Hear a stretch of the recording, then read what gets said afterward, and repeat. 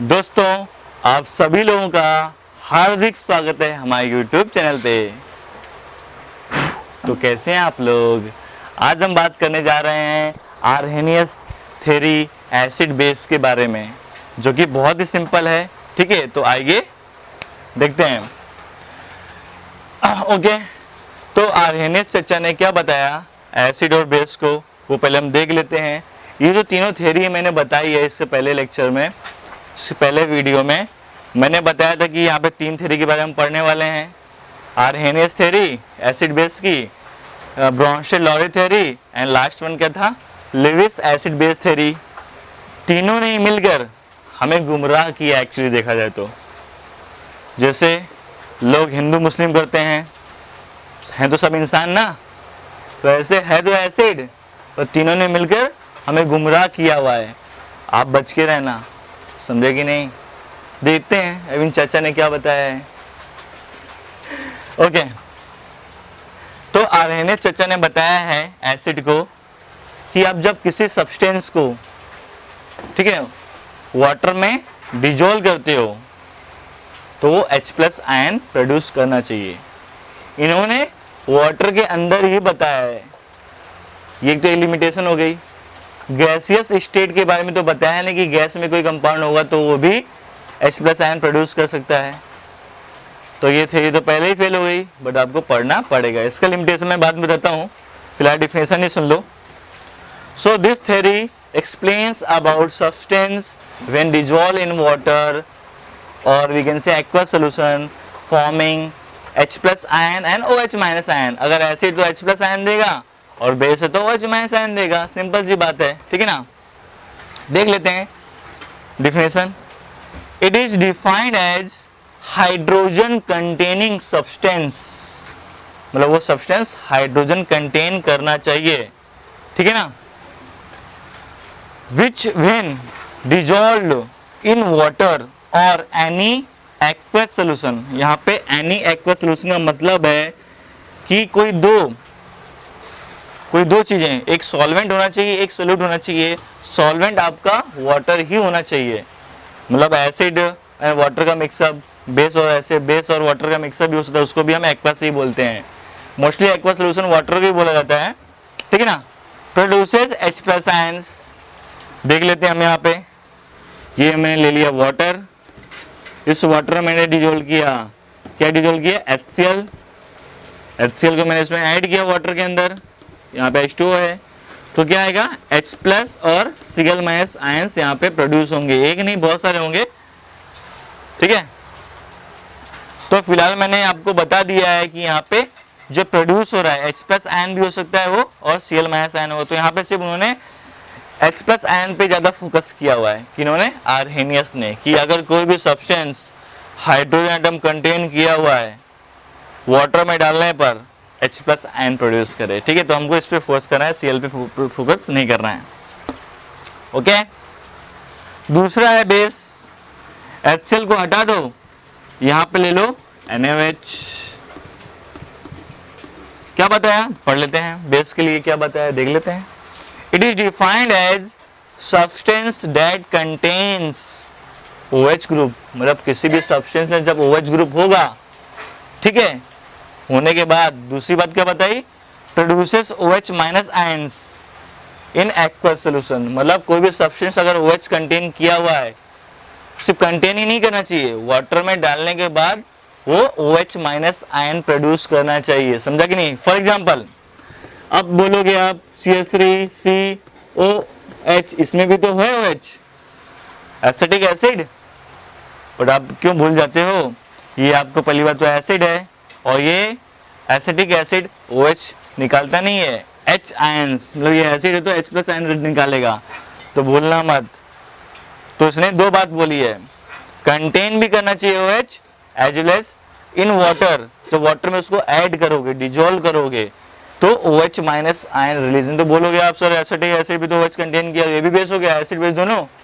समझ में आ रहा है? हाँ, तो इसको भूलना मत। एसिटिक एसिड में से क्या निकलता है? H, बिकॉज जो एसिटेट है, अगर एसिटिक एसिड को मैं ड्रॉ करूं डिटेल में, ये कुछ ऐसा होता है। ये सिर्फ H को निकालता है, बिकॉज ऑफ रेजोनेंस इफेक्ट। ये जो स्ट्रक्चर बहुत ज़्यादा स्टेबल है, एसीटेट आयन का स्ट्रक्चर आप देखोगे, नेट पे सर्च करोगे तो पाओगे बहुत ही ज़्यादा स्टेबल है, ठीक है। उसमें का जो ऑक्सीजन है दोनों में क्या होता है, रेजोनेटिंग इफेक्ट होता है, इसकी वजह से क्या होता है, ये मोस्ट स्टेबल है।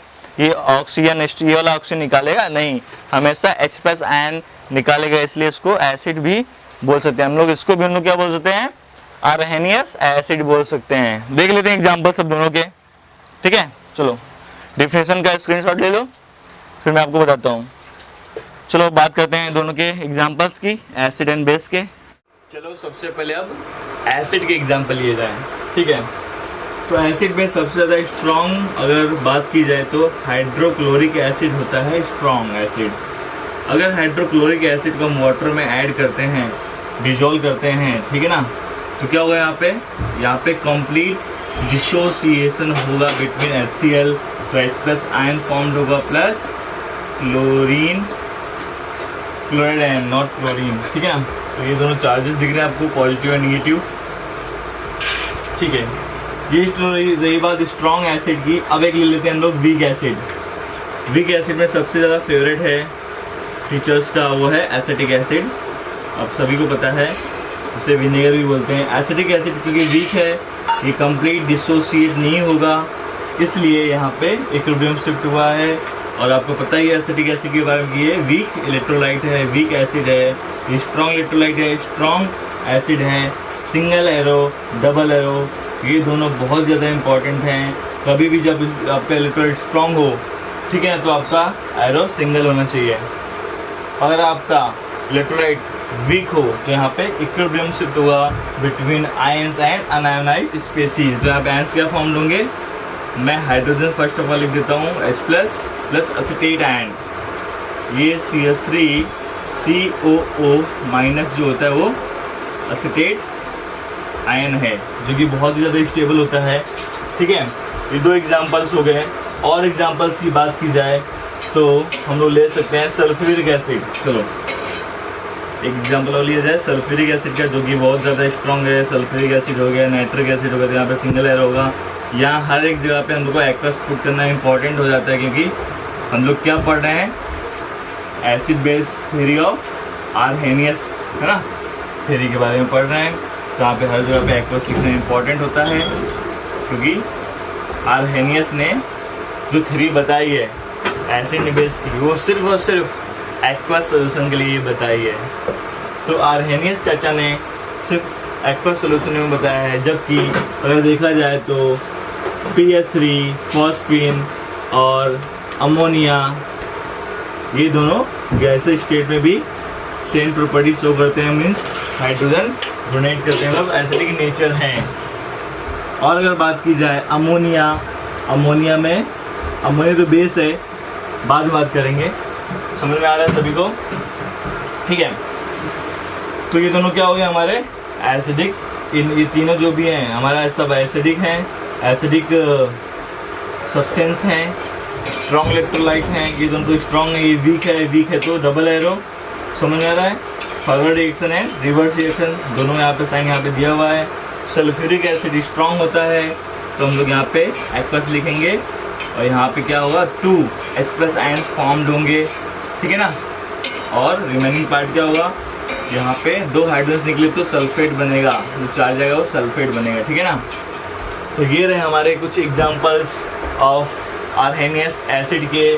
तो फिर से एक बार में बोल सकते हैं, species containing hydrogen atom when dissolve in water produces H+ ions, so that type of species are called acid. समझ में आ गया, समझा। किसी भी सब्सटेंस को जब हम वाटर में ऐड करते हैं, किसमें, वाटर के अंदर एज ए सॉल्वेंट, अगर वो डिजोल्व होने के बाद H+ आयंस प्रोड्यूस करता है, कैटायन H+, जिसको हाइड्रोनियम आयन भी बोलते हैं, ठीक है ना। जो H+ आपको दिख रहा है, H+ दिख रहा है ना, इसको हम लोग क्या लिख सकते हैं, H3O+ भी लिख सकते हैं, क्योंकि यहाँ पे एक्वस H+ का मतलब हुआ ये हाइड्रोनियम आयन। क्या है ये, लिख दूँ यहाँ पे, हाइड्रोनियम आयन, ठीक है। और हाइड्रोनियम आयन का जनरल फॉर्मूला अगर बोलूँ मैं तो यहाँ लिख सकता हूँ मैं H प्लस ब्रैकेट में आएगा H2O, आएगा H2O, X ले लो, N ले लो, जो भी लेना ले सकते हो। Where X equal to, where X की वैल्यू क्या होगी, वेयर X इक्वल टू 1 2 3 4, ये कुछ भी नंबर ले सकते हो, ठीक है ना। अब अगर हम लोग यहाँ पे X की वैल्यू अगर क्या लेते हैं 1 लेते हैं तो क्या कितने हाइड्रोजन होंगे, 2 + 1 3 हाइड्रोजन होंगे। एंड ये जो है ऑक्सीजन तो सिंगल ही होगा, तो बन जाएगा हमारा हाइड्रोनियम आयन। अगर 2 पुट करते हैं, क्या पुट करें 2, तो ये क्या होगा, डबल होगा, ऑक्सीजन भी डबल हो जाएगा, राइट। बट ये डबल मतलब 2 2 जा, तो यहाँ पुट कर सकते हैं हम लोग। चलो मैं पुट करके देखता हूँ, H प्लस और यहाँ पे H2O, ठीक है ना। यहाँ पे मैंने 2 पुट कर दिया, 2 2 जा 4, 4 + 1 कितना हो 5 क्या हो, यहाँ पे फॉर्मूला जो ऑब्टेन्ड हुआ वो हमें मिलेगा कुछ ऐसा, H क्या मिलेगा 5O प्लस, ये दिख रहा है, ये फॉर्मूला हमको ऑब्टेन्ड होगा, H5O + 2 होगा, सॉरी, बिकॉज यहाँ पे ऑक्सीजन 2 हो जाएंगे। एंड हाइड्रोजन 2 2 जा 4 + 1 कितना हो गया, 4 + 1 5। इंटू नहीं कर, ये तो बाहर इसको प्लस करेंगे, समझ में आ रहा है, इंटू होता तो प्लस करते हैं हम लोग ना, नंबर ऑफ हाइड्रोजन आइटम के बीच में और ऑक्सीजन के बीच में प्लस का साइन आता है, इनके बीच में भी इंटू है तो प्लस हो जाता है। तो क्या फॉर्मूला बना, H5O2 प्लस भी हमारा हाइड्रोनियम आयन ही है। तो इस तरह हम अगर इसका जर्नल फॉर्मूला लिखें तो इसी को हम लोग क्या बोल सकते हैं, journal formula of hydronium, journal formula, ये जर्नल फॉर्मूला है हाइड्रोनियम आयन का, ठीक है ना। समझ में आ रहा है सभी को, सिंपल है। दूसरी बात अगर की जाए तो इन सब एसिड का और एक नाम है, if any substance when dissolving in water releasing single H+ ions, तो मोनोबेसिक एसिड होंगे। डबल H+ मिल रहा है, 2 टाइम्स मिल रहा है तो डाई बेसिक एसिड होगा, 3 टाइम्स मिल रहा है तो ट्राई, समझ रहा है। इस तरह से हम बोल सकते हैं हर एक एसिड की क्या होती है, बेसिसिटी होती है। यहाँ मैं लिख सकता हूँ बेसिसिटी को डिफाइन कर सकता हूँ, क्या लिख सकता हूँ, बेसिसिटी, क्या लिखूंगा, बेसिसिटी। बेसिसिटी को मैं डिफाइन करूँ तो यहाँ पे लिख सकता हूँ मैं number of H+ ions of N acid, number of H+ ions of an acid can donate or we can say when acid dissolve in water if releasing hydrogen atoms, so that number of hydrogen atoms are called basicity of that acid। अगर कोई भी acid single hydrogen release कर रहा है when dissolving in water in aqueous medium, तो उसका मतलब क्या होगा, वो मोनोबेसिक होगा। तो इस डिफिनेशन से हम पता कर सकते हैं, इस बेसिसिटी से हम पता कर सकते हैं कौन सा एसिड मोनो है, डाई है, ट्राई है। तो यहाँ पे तो 2 ही टाइप को दिख रहे हैं, यहाँ पे सिंगल हाइड्रोजन है, यहाँ पे सिंगल है, तो both acid are monobasic, ये दोनों क्या है, मोनो बेसिक एसिड है। कौन से, हाइड्रोक्लोरिक एसिड और आपका ये जो दिख रहा है क्या नाम है इसका, विनेगर, क्या एसिटिक एसिड या फिर इथेनॉइक एसिड हम बोल सकते हैं, ठीक है ना। ये दोनों मोनोबेसिक एसिड है। यहाँ पे कितना हाइड्रोजन आइटम्स, ये ध्यान में रखना, ये इंपॉर्टेंट है यहाँ पे कि कितना, यहाँ पे कितना भी हाइड्रोजन होने दो, इस पर हम लोग को फोकस नहीं करना है। यहाँ पे जो रिलीज हो रहा है, यहाँ पे मैं भूल गया हूँ एक्वस लिखना, सॉरी, यहाँ पे एक्वस लिखना जरूरी है क्योंकि आर्हेनियस चाचा ने तो एक्वस के लिए बताया ना, ठीक है। तो यहाँ पे कितना हाइड्रोजन आइटम्स है, यहाँ पे डिसोसिएशन के बाद जितना हाइड्रोजन आइटम डिसोसिएट होगा वही उसकी बेसिसिटी होगी। कितना कंटेन किया वो नहीं, कितना अमाउंट में, कैपेसिटी कितना है उसका रिलीज करने का, आयन फॉर्म करने का, ठीक है। जो मैं लिखा हुआ यहाँ पे number of H+ ions of N acid can donate, कितना वो डोनेट कर सकता है, ये इस वर्ड पे ध्यान देना, डोनेट, कितना वो डोनेट कर सकता है, कितना वो डिजोल्व कर सकता है, आयन फॉर्म कर सकता है, ये होगी बेसिसिटी। और इनके एग्जांपल्स अगर लिए जाएं तो ट्राई बेसिक भी है, देख लेते हैं हम लोग। एसिड के और भी एग्जांपल लेना चाहे तो हम ले सकते हैं, चलो देखते हैं। ये सब तो हो गया है, तो इनको सभी को हटा दिया जाए यहाँ से। तो आपको सबको समझ में आ गया रहेगा। हाइड्रोनियम आयन ही आपको क्या होता है, aqueous form of aqueous ion को हम लोग हाइड्रोनियम आयन भी बोल सकते हैं। समझ में आ रहा है कि नहीं? तो जहाँ पे H+ हो या फिर H3O+ हो, दोनों का मतलब सेम ही है, मीन्स वो एक्वस फॉर्म में क्या लाइक एसिडिक बिहेव कर रहा है। समझ में आया कि नहीं? एसिडिक मीडियम भी बोलते हैं हम लोग समटाइम्स, H+ आयन बोलो या फिर हाइड्रोनियम आयन। चलो 3 है। फर्स्ट वन है H3PO, क्या है H3PO3, H3PO4, सॉरी PO4 होगा। देन H3PO3, एक एक ऑक्सीजन कम होते जा रहा है। फिर H3PO2 है, ठीक है ना। इनका सबसे पहले आपको पता लगाना है कि ये मोनोबेसिक एसिड है, डाई है, ट्राई है, तो सबसे पहले इनका स्ट्रक्चर ड्रॉ करना पड़ेगा। इसको बोलते हैं हम लोग phosphorus, phosphoric acid, phosphorous acid and hypophosphorous acid. आप देखोगे ऑक्सीजन में, यहाँ पे ऑक्सीजन के नंबर में यहाँ पे कमी होती जा रही है। 4 थे, 3 थे, 2 हो गए हैं। चलो सबसे पहले आपको स्ट्रक्चर ड्रॉ करते तो P=O कर लेना। हर जगह पे क्या करना है, P=O कर लेना है। ऑक्सीजन मतलब यहाँ मैंने कर दिया है। अब इसके बाद मुझे पता है कि यहाँ पे तीनों हाइड्रोजन निकलने वाले हैं ट्राई बेसिक, बट आपको पता नहीं है। तो यहाँ पे मैं क्या करूँगा, OH और यहाँ पे OH हो गया कंप्लीट।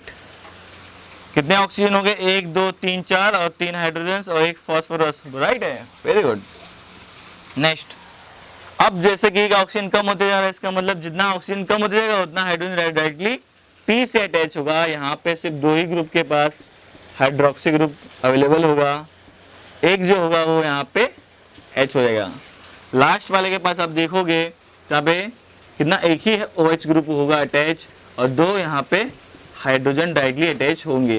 कितना हो गया, 1 2 3 है, ऑक्सीजन 2 है और फॉस्फोरस 1 है।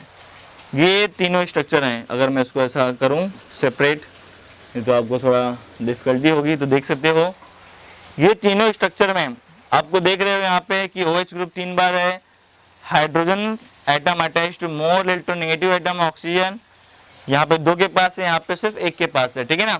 ये बहुत ही ध्यान देने वाली बात है, ठीक है। सिट्रिक एसिड भी क्या आपका, सिट्रिक एसिड का फॉर्मूला मुझे बताओ, ठीक है ना। तो कमेंट करके उसका फॉर्मूला क्या होगा, ठीक है ना, कितना उसमें कार्बन होगा, मतलब मोलिकुलर फॉर्मूला बताओ सिट्रिक एसिड का, ठीक है ना। Citric acid also try basic acid. अब यहाँ पे हम देखेंगे इसको जब वाटर में डिजोल्व करेंगे तब क्या होगा, दिख रहा है यहाँ पे तीनों हाइड्रोजन निकल जाएंगे। तो उसमें प्लस कर दूं, चलो इसको एक्वस फॉर्म में करते हैं। When dissolve in water, separately कर रहे हैं कि ऐसे ही कर रहे हैं, चलो सेपरेटली कर लेते हैं। ये क्या आपका, यहाँ से तीनों, जो मैं बता देता हूँ पहले सिंपल तरीके से, यहाँ पे तीनों हाइड्रोजन का रिमूवल होगा, ये समझ लो। ये क्या है, ट्राई बेसिक, क्या है, ट्राई बेसिक एसिड है। यहाँ से 2 से होगा, यहाँ से और यहाँ से रिमूवल, तो ये डाई बेसिक है, क्या है, डाई बेसिक एसिड है। इसका नाम क्या है, phosphorus, phosphoric acid, phosphorous acid है। हाइपो लिख दूं, चलो लिख देता हूँ, क्या है, फॉस्फोरिक, फॉस्फोरिक एसिड, इसका नाम है फॉस्फोरस, फॉस्फोरस एसिड तो लिख सकते हैं ना, लिख लो। और ये क्या है, हाइपो, हाइपो फॉस्फोरस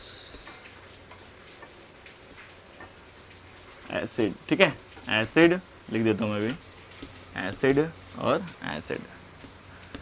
फॉर्मूला याद कर लो, स्ट्रक्चर भी याद कर लो, ठीक है ना।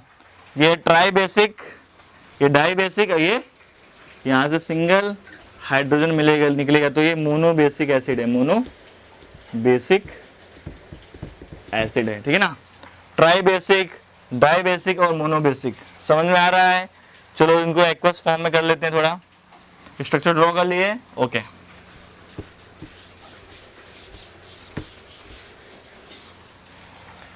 चौक है यहाँ पे, हाँ मिली, ठीक है। अब इसको अगर हम लोग वाटर में ऐड करते हैं, एक्वा, चलो यहीं पे करते हैं डायरेक्ट रिएक्शन।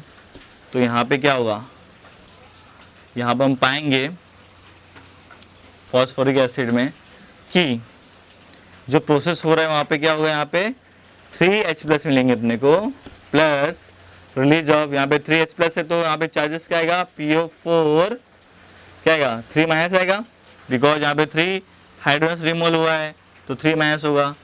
सेकेंड वाले में हम लोग करेंगे एक्वस मीडियम में इसको डिजोल्व, तो यहाँ पे दो हमने स्ट्रक्चर देखा ही था, 2H, यहाँ पे मैं ऐसा डिवीजन बना देता हूँ तब समझ में आएगा आपको, ठीक है। यहाँ पे क्या मिलेगा, 2H+, अब 2H+ है तो क्या मैं यहाँ पे चार्जेस आएगा PO3 2-, ठीक है ना, क्योंकि यहाँ पे कितने हाइड्रोजन, 2, यहाँ पे कितने हैं, यहाँ पे कितने हाइड्रोजन डिसोसिएट हुए हैं वो भी तो लिखना पड़ेगा। यहाँ पे तीनों हो गए हैं, यहाँ पे 2 हुए हैं, तो एक है यहाँ पे, सॉरी यहाँ पे एक हाइड्रोजन अभी भी अटैच्ड है ना, 2 ही निकले हुए हैं, और लास्ट वाले में सिर्फ और सिर्फ कितना हाइड्रोजन निकलेगा, 1, तो यहाँ पे आएगा H2, पहले मैं H+ लिख देता हूँ, H+1 प्लस H2 PO2-, ठीक है। ये देख लो, इनके एग्जाम्पल्स आगे भी काम आएंगे जब हम लोग लेविस ब्रॉन्स्टेड लॉ थ्योरी पढ़ेंगे, तब लेविस में नहीं आएगा, ठीक है। समझ में आ रहा है, tribasic acid, dibasic acid and monobasic acid हो गया है। चलो बहुत हो गया। ये आपका फॉस्फोरिक एसिड है, ये फॉस्फोरस एसिड, ये हाइपोफॉस्फोरस एसिड है। अब ये देखो यहाँ पे कितना, ये जो आपका एसिड है, तीनों एसिड है मालूम है आपको, ये ट्राई बेसिक एसिड है, फॉस्फोरिक एसिड है, ट्राई बेसिक एसिड क्यों है, यहाँ पे लिखा हुआ है 3H+ आयन मिला है, ये डाई बेसिक है, ये मोनो बेसिक है। समझ में आया सभी को, इसलिए मैंने इसका एग्जाम्पल लिया है, और कुछ नहीं, आगे भी काम आने वाले हैं, ठीक है ना। जब हम लोग ब्रॉन्स्टेड लॉ थ्योरी पढ़ेंगे उसमें ये तीनों काम आने वाले हैं, तो इनको आप नोट डाउन कर लो, स्क्रीनशॉट ले लो, ठीक है, ओके। और एक बात की जाए ट्राई बेसिक की, तो हम लोग सिट्रिक एसिड, आप सिट्रिक एसिड का नाम सुनो ही होगे, सिट्रिक एसिड किसमें पाया जाता है बताइए मुझे, इनो में या फिर इलेक्ट्रल पाउडर में, या मुझे कमेंट करके बताइए, ठीक है। जब तक मैं सिट्रिक एसिड का फॉर्मूला लिख देता हूँ, थोड़ा सा जिगजैग टाइप का, एक पहाड़ बनाया, दूसरा और तीसरा। अब इस पहाड़ में सेंटर में मैं क्या करूँगा, नीचे साइड या ऊपर साइड कहीं पे भी कर सकता हूँ, OH का अटैचमेंट कर सकता हूँ, और यहाँ पे मैं डबल बॉन्ड करने वाला हूँ, double bond O, double bond O, यहाँ पे OH, समझ में आ रहा है ये। अब यहाँ पे बात की जाए तो यहाँ पे डबल बॉन्ड आएगा, यहाँ पे भी क्या आएगा आपका, डबल बॉन्ड आएगा, यहाँ पे कार्बन है, यहाँ पे हम कर सकते हैं डायरेक्टली क्या, डबल बॉन्ड, कार्बन है यहाँ पे, 2 ग्रुप में यहाँ पे हो गए, 1 ग्रुप 2 ग्रुप, यहाँ पे डबल बॉन्ड, और फिर यहाँ पे OH। चलो ऐसे ही बना दिया मैंने। ये सिट्रिक एसिड का फॉर्मूला है, आप बताइए इसका मोलिकुलर फॉर्मूला। मैंने तो स्ट्रक्चर ड्रॉ कर दिया है। नंबर ऑफ कार्बन कितना है यहाँ पे, 1 2 3 4 5 6 कार्बन है। ऑक्सीजन कितना है काउंट कर लो, एंड हाइड्रोजन कितना है वो आप काउंट करके इसका मोलिकुलर फॉर्मूला बताओगे। ये भी क्या है, ट्राई बेसिक एसिड है, यहाँ से हाइड्रोजन निकलेगा, यहाँ से निकलेगा और यहाँ से निकलेगा, क्योंकि एसिटेट है ना, मालूम है आपको। एसिटिक एसिड यहाँ पे ग्रुप अटैच है, कार्बोनिलिक ग्रुप यहाँ पे कार्बोनिलिक ग्रुप अटैच है, देखो COOH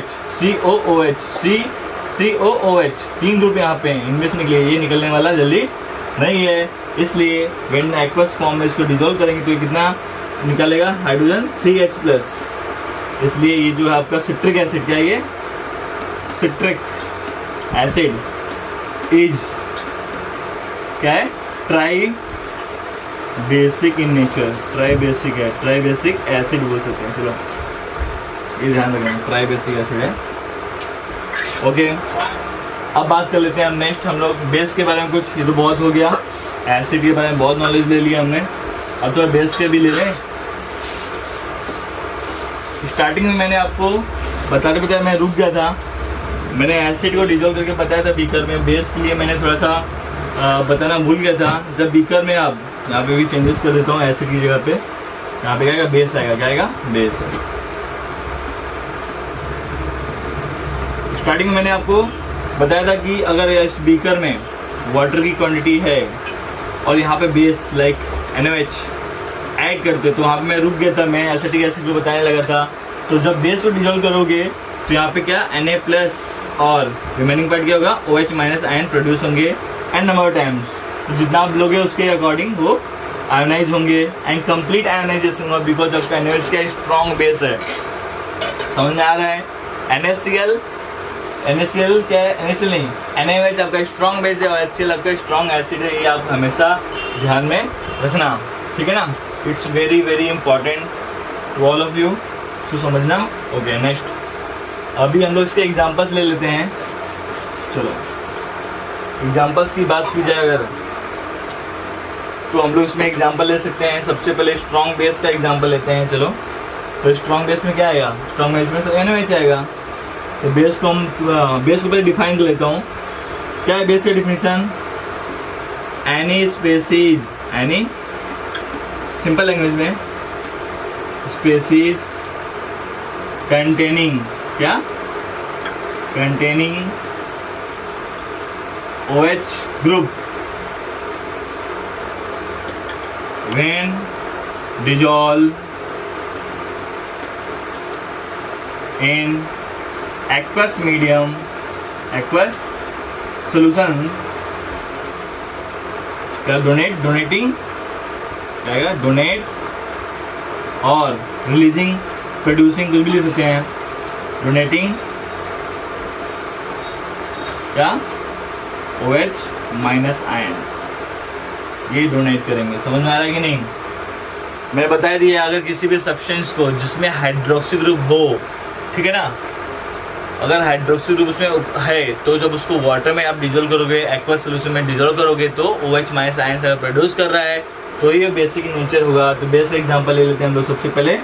चलो बेस में क्या आता है? NaOH आपको मालूम ही है, NaOH लेते हैं। NaOH स्ट्रॉन्ग है, एक्वस लिख दिया मैंने।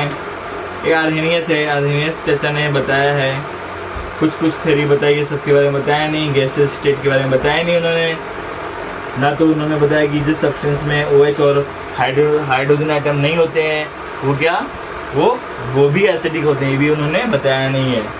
तो आगे हम पढ़ेंगे लिमिटेशंस। फिलहाल हम देख लेते हैं NaOH के बारे में। NaOH को डिसोसिएट करने के बाद हमारा मिलेगा Na प्लस एक्वस और रिमेनिंग पार्ट क्या होगा? OH माइनस, ठीक है ना?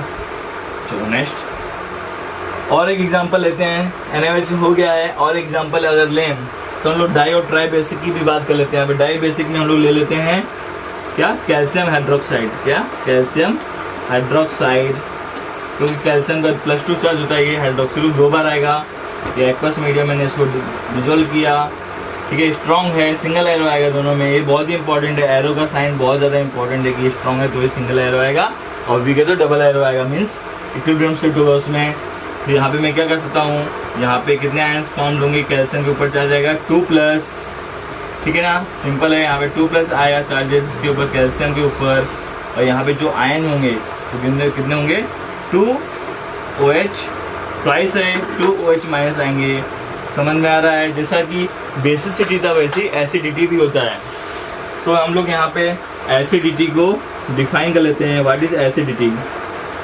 एसिडिटी ध्यान रखना सेम है, क्या है? They are the number of ions, number of OH minus ions, sorry, they are the number of OH minus ions of a base that base can donate, simple, can donate और released when dissolved in water, ठीक है ना? तो simple सा definition है किसका? Acidity का simple सा डिफिनेशन लिखा है मैंने।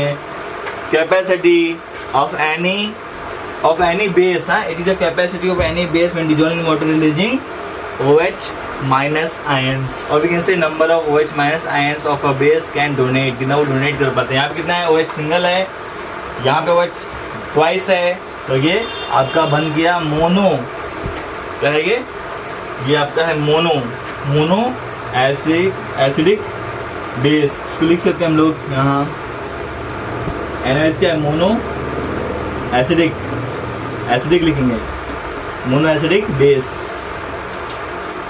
समझ में आ गया, ये मोनो एसिडिक बेस। दूसरा क्या है, ये जो है, क्योंकि यहाँ पे देखो, यहाँ पे number of hydroxy group single है, यहाँ पे ध्यान नहीं देना है। जो डिसोसिएट हुआ है आपको उस पर ज़्यादा फोकस करना है, डिसोसिएशन के पार्ट पे आपको फोकस ज़्यादा करना है, ठीक है ना। यहाँ पे एक बार लिखना भूल गया था मैं, तो आप भी भूल सकते हो, तो यहाँ पे लिख दो, इंपॉर्टेंट है, ठीक है ना। यहाँ पे सिंगल हाइड्रोक्सी ग्रुप हुआ है तो यहाँ पे मोनो है, यहाँ पे 2 हाइड्रोक्सी ग्रुप है, यहाँ पे दिख रहा है आपको, यहाँ पे जिसको लिखेंगे डाई, क्या लिखेंगे, डाई एसिडिक, डाई एसिडिक, क्या, डाई एसिडिक बेस, ठीक है ना, सिंपल है, डाई एसिडिक बेस। डाई मतलब 2 एसिडिक, 2 हाइड्रोक्सी ग्रुप रिलीज हुआ है, डाई एसिडिक हो गया, बेस तो है अपना, ठीक है। अब हम एग्जांपल ले लेते हैं किसका, इसके बाद हम एग्जांपल लेते हैं ट्राई बेस का, मतलब जो बेस वीक है और try acidic nature, sorry try acidic, try basic नहीं। तो यहाँ पे ऊपर मैं लिख सकता हूँ, ये आप नोट डाउन कर लो फिलहाल अभी। चलो एग्जांपल लेते हैं और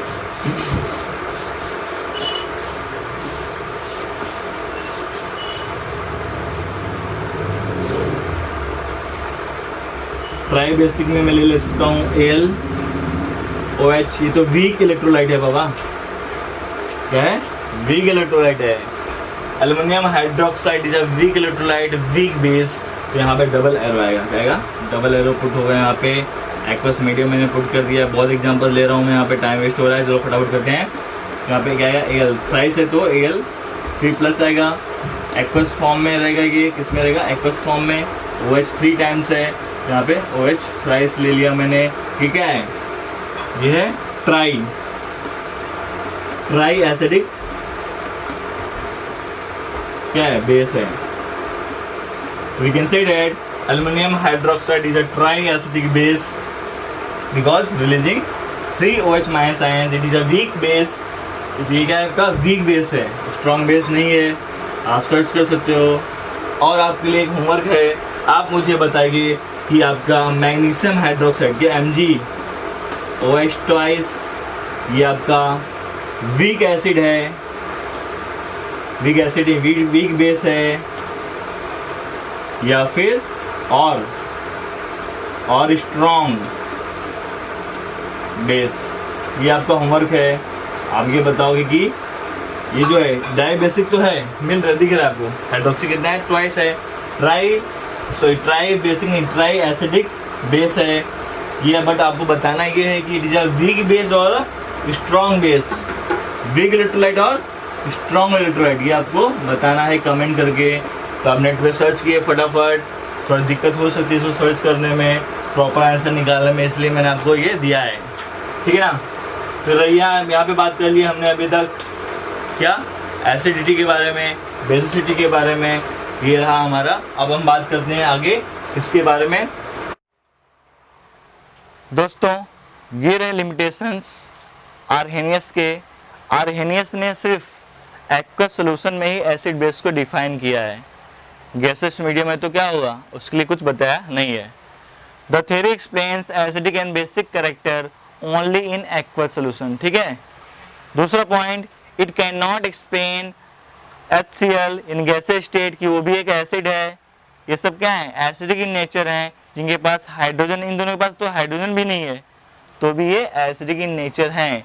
तो थर्ड पॉइंट वही बता रहा है कि अगर आपके सब्सटेंस में हाइड्रोजन ना हो तो भी वो एसिडिक हो सकता है, बट आर्हेनियस ने नहीं बताया। पढ़ सकते हैं, it does not explain the acidic nature of substance which do not contain hydrogen atom, hydrogen ions. यहाँ पे है क्या कहीं पे, ये सारे क्या, copper sulphate, ferrous sulphate, sulphur dioxide, carbon dioxide, ये सब क्या है, एसिडिक इन नेचर हैं, समझे ना। ये भी क्या है, एसिडिक इन नेचर हैं। यहाँ पे चलो दिख रहा है, हाइड्रोजन दिख रहा है समटाइम्स, बट गैसेस स्टेट में तो बताया नहीं आर्हेनियस ने, सिर्फ और सिर्फ ये थ्योरी एक्वस के लिए है। Means only in aqueous medium we can tell कि एसिडिक और बेस होता है, आर्हेनियस ने बताया। तो सब लोग क्या कर रहे हैं, आर्हेनियस, ब्राउनफील्ड-लोरी थ्योरी, ये सब लोग लिविस थ्योरी, सब लोग गोलमाल कर रहे हैं, ठीक है ना।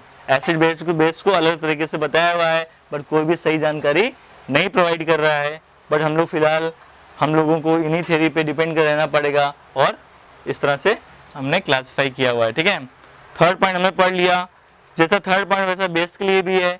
अगर कोई भी बेस OH कंटेन नहीं किया है, लाइक अमोनिया हो गया और सोडियम कार्बोनेट होगा, ये भी बेसिक नेचर बताते हैं। OH कंटेन ना करते हुए भी ये बेसिक इन करेक्टर हैं। तो आर्हेनियस इन सबके बारे में और भी कंपाउंड्स हैं जिनके बारे में नहीं बताया है। ठीक है, तो ये है लिमिटेशंस। हर एक थ्योरी के एडवांटेजेस भी होते हैं और लिमिटेशन भी होते हैं। एडवांटेज ये है कि आर्हेनियस ने सबसे पहले एसिड बेस की थ्योरी दी थी इन एक्वा सोल्यूशन। ठीक है ना, उन्होंने उसको चार्ज पार्टिकल बताया था। क्या बताया था कि वो वाटर में डिजोल्व होने के बाद H+ आयन अभी और भी आयन प्रोड्यूस कर सकते हैं। तो डिसोसिएशन में H+ आयन HCl का में डिजोल्व किया इन वाटर तो H+ और Cl- प्रोड्यूस करता है। आयंस के बारे में जानकारी दी थी, ये इसका एडवांटेज हो गया। लिमिटेशन भी यहाँ पे हैं, ऐसे आगे भी हम पढ़ेंगे उनके एडवांटेज, लिमिटेशंस, थ्योरी सब कुछ रहेगी। तो हम लोग बोल सकते हैं ओवरऑल ये सब थ्योरी हमको सिर्फ याद रखना है, एग्जाम के लिए आ सकती हैं, ये पूरी तरह से अप्लाई नहीं होती हैं। ठीक है ना, तो हम लोग नेक्स्ट बात कर लेते हैं इसके बारे में, ब्रॉन्स्टेड, लॉरी थ्योरी के बारे में। दोनों अलग अलग साइंटिस्ट हैं, तो आइए